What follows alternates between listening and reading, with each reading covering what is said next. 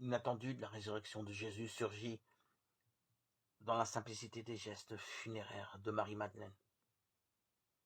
Elle est la première témoin du tombeau vide, voulant être auprès du corps de son Seigneur, ou au moins voir son tombeau, le toucher, réduire la distance infinie qui désormais la sépare de lui.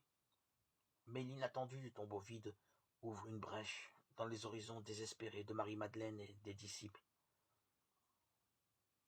La résurrection du Christ devient l'événement central de leur vie et de celle de tous les croyants. Elle confirme ce que Jésus avait inauguré dans sa mission par sa parole et par ses actes.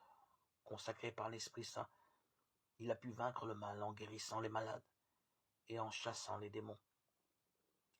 Mais en Jésus, la victoire de la vie sur la mort n'est pas seulement un événement du passé. Celui qui en a reçu le message ne peut rester indifférent face au Christ.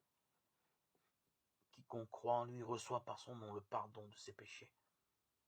Cette adhésion suppose alors une détermination à rechercher les réalités d'en haut, pour mener une vie nouvelle, pour devenir une pâte nouvelle.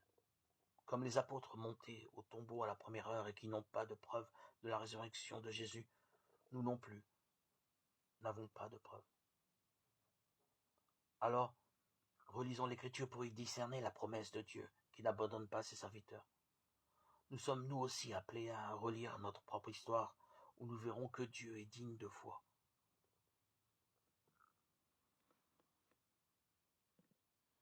À la suite des apôtres, des martyrs, de tous les témoins, proclamons solennellement notre foi. Le Christ est ressuscité, le Christ est vivant. Jésus est vivant dans nos vies. Nous le savons, par notre baptême, par l'Esprit Saint que nous avons reçu. Jésus est vivant aujourd'hui, maintenant, dans nos vies, et pour les siècles des siècles. Il nous a précédés en Galilée, c'est-à-dire sur nos routes quotidiennes. Que nos vies en soient renouvelées